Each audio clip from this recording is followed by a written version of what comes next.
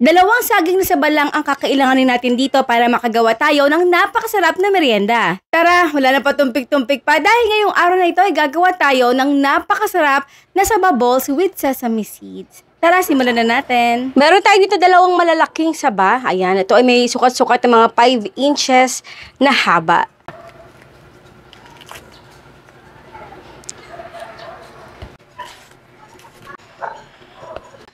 Durugin lang natin ito.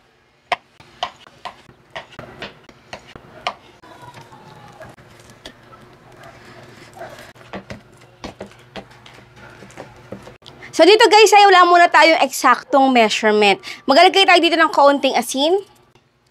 At maglalagay din ako dito kung tawagin nila ay negro or dark brown sugar. Kung wala kayo nito, pwede naman light brown sugar or kahit white sugar. Okay na naman din yun.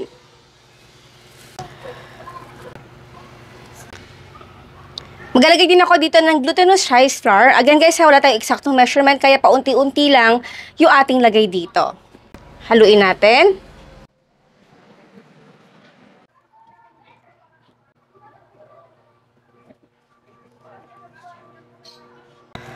Yan. Kapag lumalapot na, tsaka pa lang tayo doon magdadagdag ng glutinous rice flour.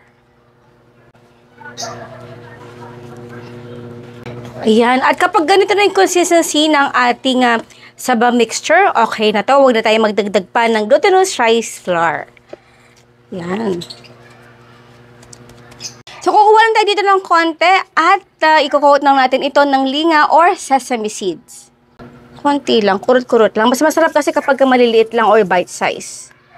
Mas madali guys kung pagpiprepasuin na natin ng maliliit itong ating saba mixture para isang hulmahan na rin natin ito or i-coat ng ng linga.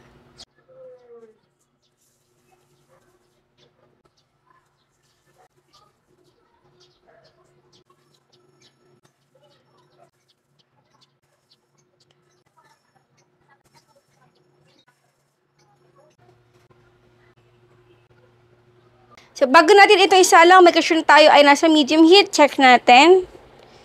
Yan, so wait lang tayo ng konti.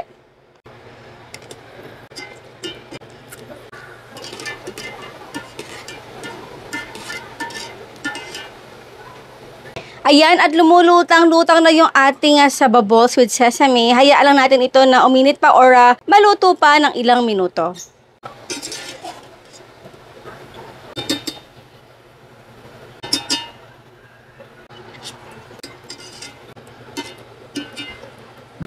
Halu-haluin lang natin.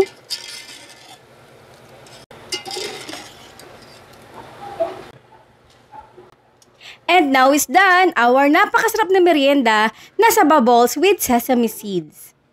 Aba, syempre bago tayo magtikiman portion, ang tanong ni Mama Shirley, ano yung ginamit natin dito sa pang-coat ng ating napakasarap na merienda? Syempre, ang inyong sagot sa comment box section.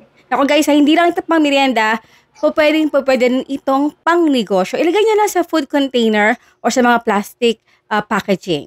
O, diba? Tara na guys, wala na pa tupig-tupig pa. Kain po tayo ng ating napakasarap na level up sa balls. Tara.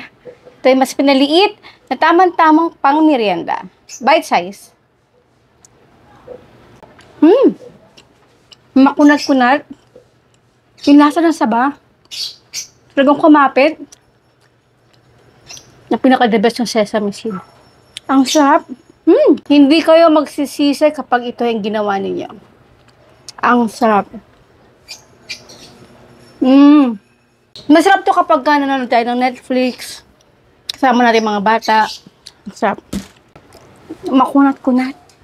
So, ayan po guys. Maraming po salamat sa inyo lahat ng ating outro. Keep safe, be healthy, and be happy. Bye! Sarap.